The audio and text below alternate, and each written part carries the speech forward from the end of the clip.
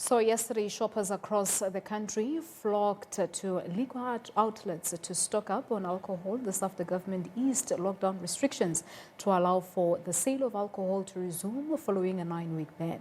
The decision has been widely criticized by some members of the public and opposition parties, with the economic freedom fighters saying that there is no rationale for the sale of alcohol to resume. But the question is South Africa emerging as a nation of drinkers? To unpack this now, we joined via Skype by social commentator Jamie Mighti. Jamie, good afternoon to you. Thank you so much for joining us here on the SABC News channel. So a few hours into the sale of alcohol, we are already reporting on cases of domestic violence.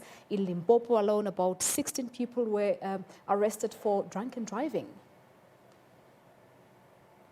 Well, there's no doubt. Thanks so much for having me on the show. There's no doubt that there is an issue of alcohol abuse in South African society. What we're hearing more and more of is that underage drinking is prevalent and that there are overconsumption behaviors that need to be managed for. I think that there's a balance that has to be considered by the state. That balance may be increasing the price of alcohol, restricting access to alcohol in communities where alcohol abuse is prevalent, but also making sure that there are harsh penalties for those who provide alcohol to minors. The balancing act is that there are many responsible drinkers who can actually use this substance without some of the social ills that we've seen identified. But there are areas wherein the social ills are exacerbated by the presence of alcohol, where we then begin to see domestic violence, gender-based violence, abuse of minors, and then we also begin to see the young people themselves using alcohol. But also we need to think deeply as South Africa around the issues that drive people towards alcohol, because there's a lot of social trauma that South Africa has not yet dealt with, and people do use substances to try to manage their mental health. All right, so you talk about maybe the fact that a government can look into increasing the price of alcohol products. But part of what some people were saying on social media is that the very same people who were complaining of not having food during the lockdown were the same people who went to queue at liquor outlets yesterday. So is it really a matter of who can afford and who cannot afford? Or is it a matter of the fact that South Africa has that drinking problem, as the World Health Organization had said earlier? Well, I think it's a combination of factors. Let's be very blunt. South Africa does have an alcohol consumption problem.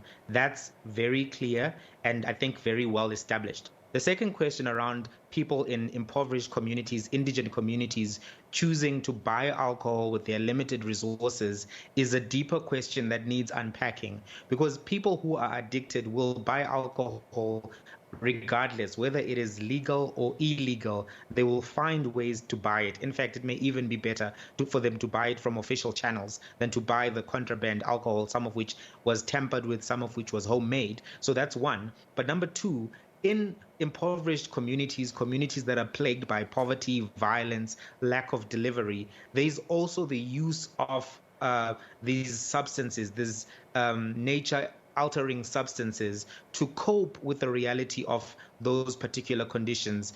Communities with crime, communities with hunger. People are using the alcohol as a numbing mechanism. And we also have to look into that to say, what is driving people to drink in such levels that it becomes a harm to them and a harm to that particular society. But at a policy level, one of the ways that you can reduce consumption of alcohol is, one, to increase the price of that particular substance, but also to have harsh penalties for those who are actually selling it to minors. Because it is correct that young people actually are the ones who are the worst affected. And as they are still at home right now, it's going to be important to make sure that alcohol doesn't end up in their hands. And if there are no consequences for the sale of alcohol to minors, then what we continue to see is the kind of bad consequences in society that we've observed.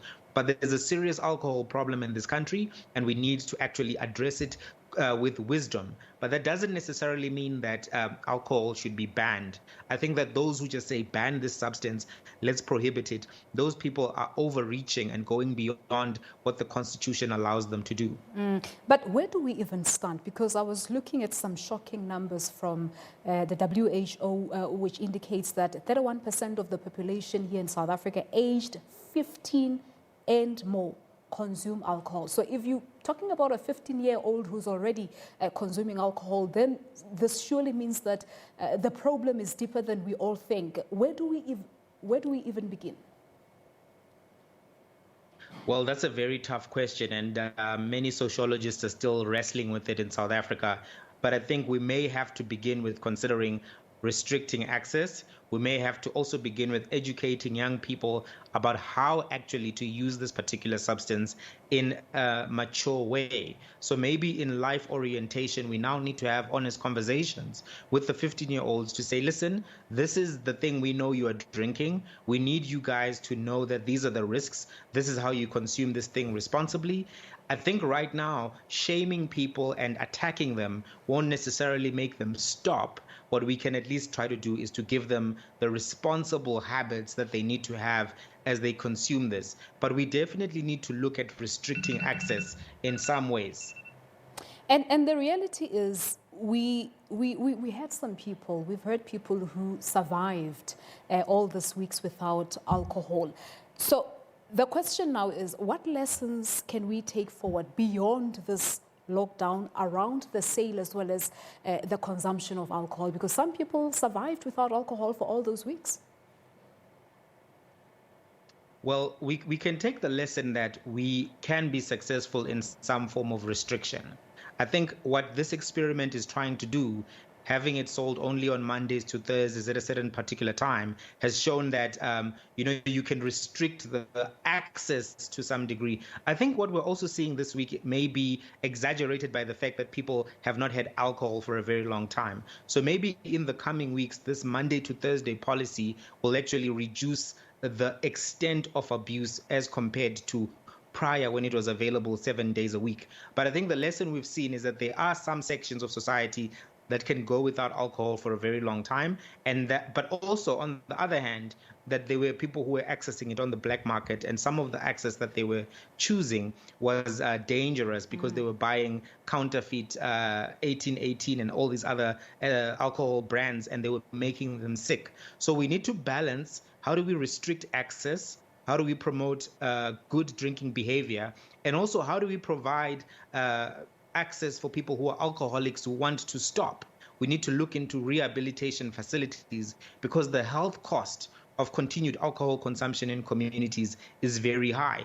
It's trauma units, it's people who are being murdered, it's a variety of cases that we are seeing in terms of gender-based violence and domestic violence. So we may have to consider, actually having the state fund rehabilitation programs for alcoholics who want to reform, and that may actually close the gap. But we do have a problem here. It's a very difficult problem, and we're going to be scratching our heads for quite a while around alcohol. All right, so just in conclusion, Jamie, is there light at the end of the tunnel in terms of lowering the levels of alcohol consumption in South Africa? I mean, if you have 69% of South Africans who are abstaining from alcohol for at least 12 months. Is there hope that we can really get our house in order in terms of lowering those levels of alcohol consumption? Well, to be honest with you, I'm very pessimistic about lowering the alcohol consumption patterns in South Africa, just because the addiction levels are high, as well as the drivers towards alcohol are still high, especially in rough communities, in impoverished communities, people who are drinking to manage their mental health. Unless we deal with those mental health issues, unless we deal with those social conditions, we're going to see people trying to escape. It may not be through alcohol, it may be through nyaupe, it may be through marijuana, but unless we deal with some of the drivers which are pushing people towards escaping through drugs, we're not really going to see a change in behavior. And I think also just the caution around the COVID lockdown restrictions under level 4 and 5 is that many people had already stocked up alcohol and many people were buying it on the black market. So I'm not sure we can really tell how many people were drinking or not drinking in that particular period of time. But we need to have a very sober conversation about how do we manage this problem and how do we reduce the worst kinds of alcohol consumption? And that may require a multi-coordinated approach as opposed to just a blanket ban of alcohol. All right, time constraints, I'm afraid. We have to leave it at that. But thank you so much for coming through. Jamie Mighti is a social commentator talking to us about the sale of alcohol. You may want to weigh in on the discussion. Please do so at SA_SABC. It is our Twitter handle. What do you make of this conversation and perhaps the scenes that you may have seen at liquor outlets yesterday?